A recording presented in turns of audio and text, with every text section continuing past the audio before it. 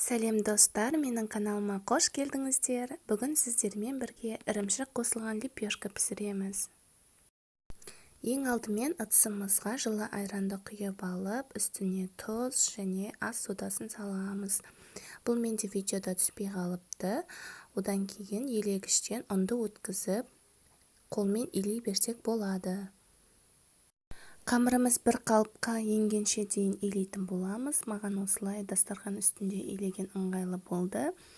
Одан кейін біркелкі болған қамырды целлофанға салып жарты сағатқа қойып қоямыз. Салмасын дайындау үшін осы видеода көрсетілгендей сүзбелі ірімшікті ыдыратып, оған үстіне үккіштен өткізілген ірімшікті қосып бірге араластырамыз. Салмасына пияз немесе басқа да ірімшік түрлерін қолдана берсеңіз болады, ал мен бір ғана ірімшік түрін қолдандым. Дайын болған салмаға осылай дөңгелек пішін беріп, 6 дөңгелек жасап шығамыз.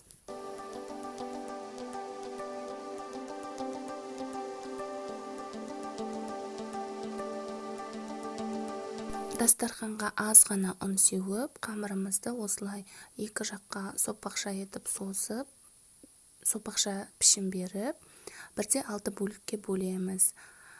Және жаюға ыңғайлы болу үшін әрқайсысын осылай дайындап, жұқалап етіп жаямыз.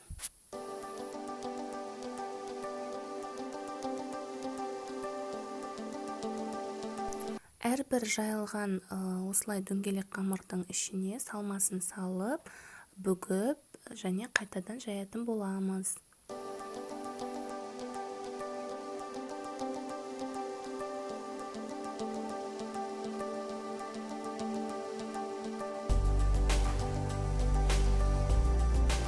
Орташа отта құрғақ табада қамырымызды екі жағы қызарғанға дейін пісіріп аламыз. Лепешкамыздың екінші жағы жақсы қызарып пісу үшін мен сияқты осылай сүлгімен айналдырып пісірсеңіз болады. Дайын лепешкаларды жақсылап майлаймыз. Лепешкалар оңай әрі тез дайын болады. Барлықтарыңызға ас болсын. Менің каналымның дамуы үшін лайк басып, пікір қалдырып, каналыма тіркеліп кетіңіздер.